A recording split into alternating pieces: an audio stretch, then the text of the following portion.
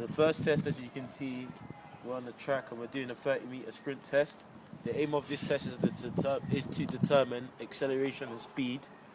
The equipment we need, as you can see, are firstly tape measurer, 2 cones to set up, a stopwatch, an assistant, myself, and basically the analysis of the results is by comparing it with the results of previous tests.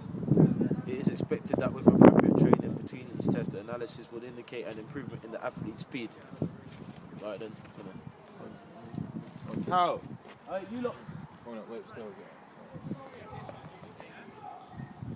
Right, it's on my go, boys, alright?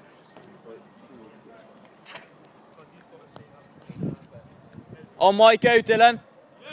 Right, on your marks, get set. Whoa, hey.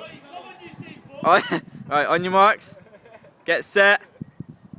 What the fuck? Right. Get set, go!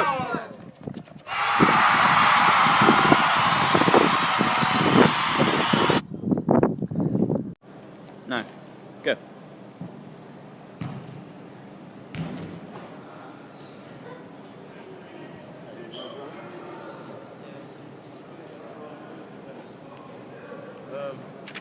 As you can see, Kaine has just done the 3-cone shuttle drill.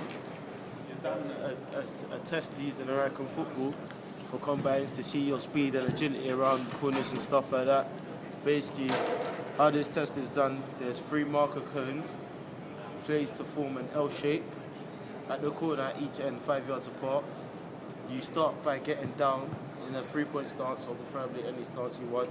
On the command go, he runs to cone 2, bends down and touches a line with his right hand, then he turns back and runs back to cone 1, bends down and touches that line with his right hand, then he runs all the way round to cone 3 over there, then he loops around it, comes back round, and that's the test basically. The equipment needed, the equipment required in order to do this test is a stopwatch, measuring tape, or you can use a marked football field, but that's not relevant right now, or marker phones. A flat non-slip surface would be required.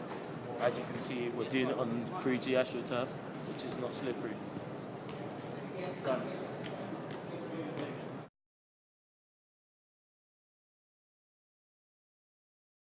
Time test, we're going to use a ruler and nothing else. We've got 2 participants. SBTV. Basically, we're going to put it in between your hand. I'm going to drop it. The lower than you catch it, the earlier, the better the reaction time. The later you catch it, the poorer the reaction time.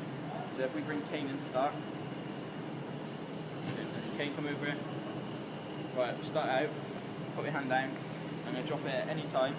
Just react as you would. Right, Kaine scored 18, which would be an average result for this. Now we'll bring in Mark again. Oh. Alright, same with Kaine, I'm going to drop it, you don't know when. And Mark scores 18 again. So they both scored the same. Which is an average result. Shows they both have the same reaction. They both have the same reaction from this.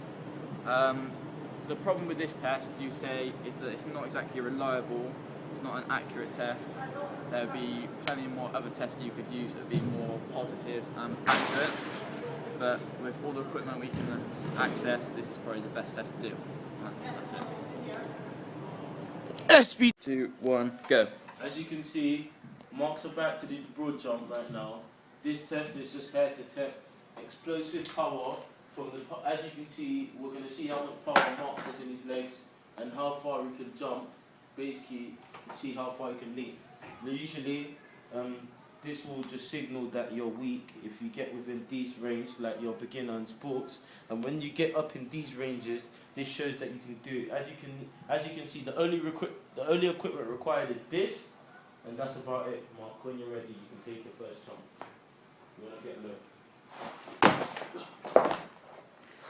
That felt so bad. Again. That was 2 meters. Let's go again, Mark.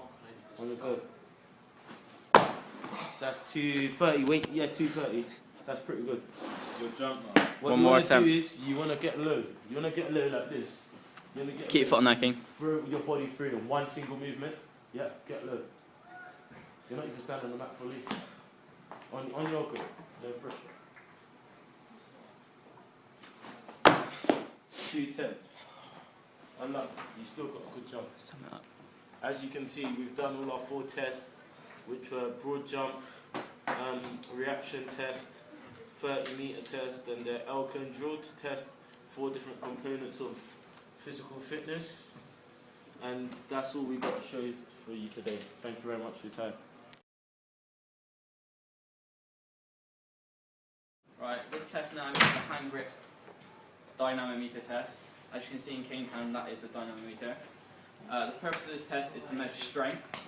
What Kaine will do, will hold the dynamometer above his head in a straight arm.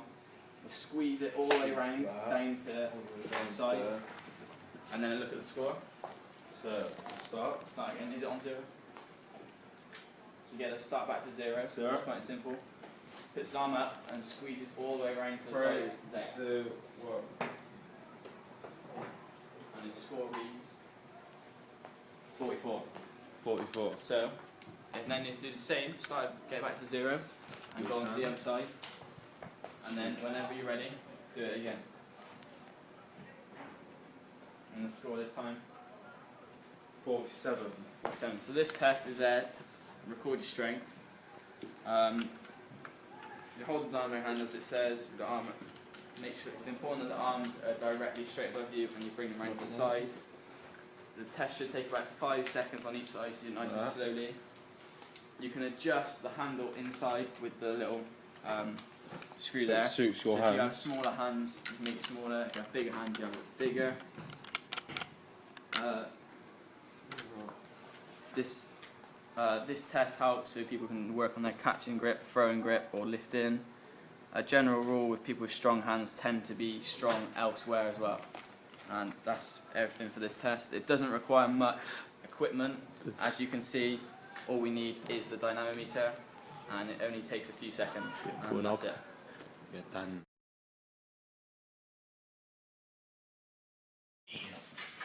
Basically, as you can see in this test, we're about to do the sit and reach test.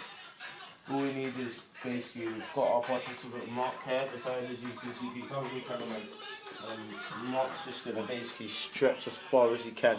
This test is here basically to test your flexibility and see the maximum range of motions your muscles can produce by pushing as far as you can. Okay, Mark. As you can see, obviously, the further you stretch, the better your flexibility. And the pieces of equipment required, as you can see, is just the sit and reach test box. Yeah, that's what you need basically. Mark, do you want to go?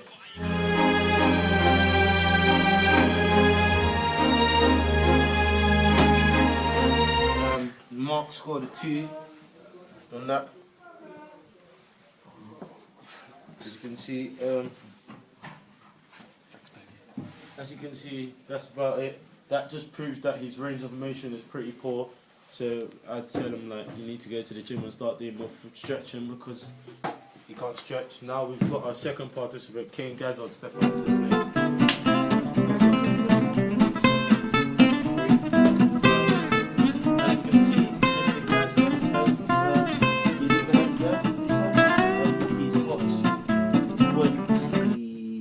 Centimeters on the sit and reach test, which shows he's got a much better range of motion in comparison to Mark Smith, as you can see over here. The only thing here which is critical about this test is that it's proven to cause injury to people who take part in it. So, like, obviously people have been like, is there other ways you can do stuff like this, and you know what I mean? And yeah, that's about it for this test.